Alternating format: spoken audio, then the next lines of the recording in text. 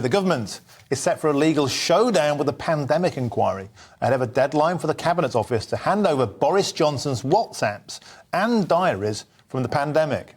Well, Baroness Hallett, the inquiry's chairwoman, wants to see unredacted messages between Johnson, Sunak, Hancock and dozens of others. Yeah, ministers have just until 4 p.m. today to provide all the material or launch a legal challenge to the ruling. Our head of digital news, Dan Falvey, joins us now. Dan, so here we go again. It feels like the pandemic diaries round two, except this time it's not Hancock in the dock, it's Boris. Yeah, absolutely. And Boris Johnson, I think, is kind of standing by a bit like, why am I the centre of all of this? Because what's happened, Boris Johnson has handed over his text messages and his diaries to the Cabinet Office, and it is the Cabinet Office that has then gone through them and decided what should be handed over to the COVID inquiry. They've gone through it and said, these bits are relevant, these bits aren't. So he's getting an awful lot of flack in the press for this, and I think he's saying, but hold on a minute, this has nothing to do with me. I've done my bit. It's up for the government and the COVID inquiry to work out amongst themselves what is and isn't relevant. Don't blame me. It's interesting, though, isn't it? Because it does raise the question of where is the line of privacy for politicians? I mean, should they be expected to hand over all of their private messages? I mean, that's what's being asked for here.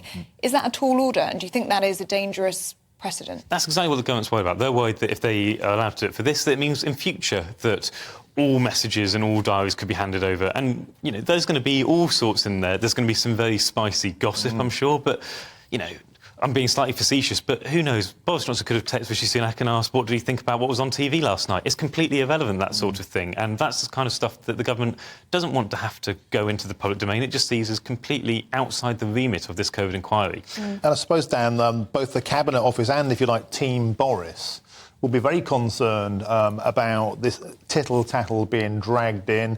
And there's a second message as well, and that is Boris, I think, would like to keep his diaries private to sell them. I mean, you'd think he'd try and get a bestseller out of it.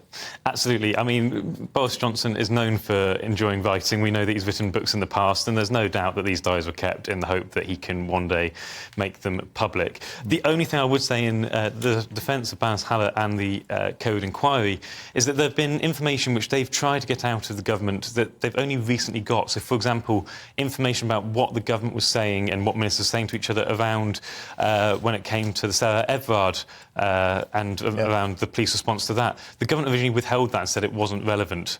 The inquiry said it was very much relevant to what happened with the public and the way people responded.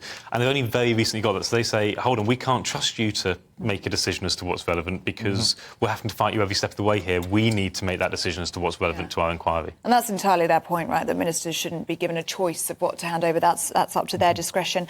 Dan, whilst we have you, I want to ask you about another big story today on the front page of The Guardian, which is Labour's plans to let councils buy land cheaply in order to tackle the housing crisis. Tell us a bit more about this. Yeah, so there's such a thing, it's called hope value, and that's when you've got what the land is currently worth, but then what you think it will be worth if you were to put properties on top of it. And what Labour's proposal is to let local councils purchase this land without having to put on top that so-called hope value.